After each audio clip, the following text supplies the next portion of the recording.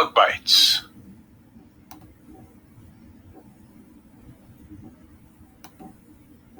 Have you heard the one about the customer who finds a fly in his soup? Outraged, he points it out to the waiter, who says, "Keep your voice down, or everybody will want one." Okay, so it's an old joke. But the funny part is what the waiter says. Who on earth would want to eat a bug? Well, would it surprise you if we said lots of people would? It's true. In Australia, South America, Africa, and Asia, eating bugs is no joke. Bugs aren't just pests.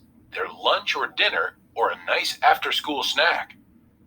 To those of us who have never crunched a cricket or slurped a worm, the idea of eating bugs sounds pretty gross.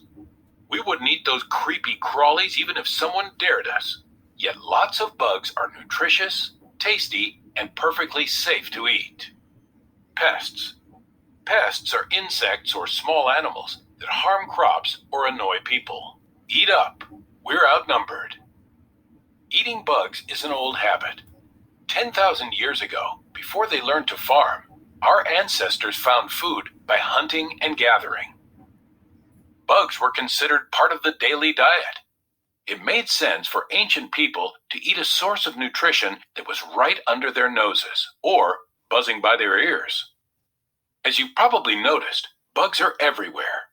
1 out of every 3 animals is a bug, and scientists estimate that there are 200 million of the little critters for every person on the planet.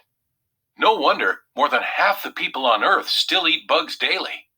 Of the million or so types of bugs that scientists have named so far, more than 1,500 are somebody's favorite snack. The most popular bugs to eat are crickets and termites, which are said to taste a bit like pineapple, but lots of other bugs are edible too. Restaurants in Mexico sell ant tacos. Cans of baby bees line supermarket shelves in Japan. In Thailand, outdoor markets offer silkworm larvae. And in Mozambique, in Eastern Africa, people call grasshoppers flying shrimp. Edible. If something is edible, it is safe for people to eat. In the United States, a candy company sells bug-filled lollipops. This clay pan is filled with dry grasshopper snacks. You can find these snacks all over Mexico.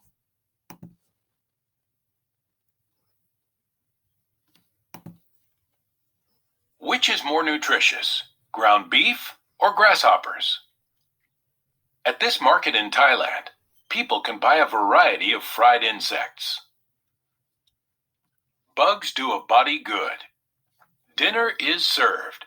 On one plate, a big juicy hamburger, and on the other, a heaping pile of cooked grasshoppers. Ground beef or bugs? Which one do you think is better for your body? Both have lots of protein, which is what your body uses to build muscle. But in other ways, grasshoppers clearly come out ahead. A pound of grasshoppers has less fat than a pound of beef, and the insects are higher in calcium and iron. Other bugs are good for you too, says biologist David George Gordon, author of the Eat a Bug Cookbook. I tell kids, if your bones are still growing, eat more crickets and termites. Still wouldn't pick the grasshoppers? Gordon says they also taste delicious, a lot like green peppers. A matter of taste.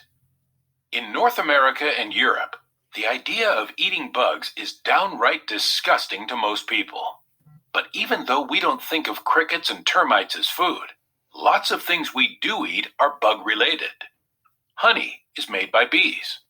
Shrimp, crayfish, crabs, and lobsters are all arthropods, which is what scientists call the bug group of animals. In fact, lobsters have only recently made the transition from bug to edible treat. The first American colonists ate lobsters only when they didn't have anything else. In Massachusetts, servants who were tired of getting the cockroaches of the sea for dinner wrote into their contracts that they'd eat lobster only 3 times a week.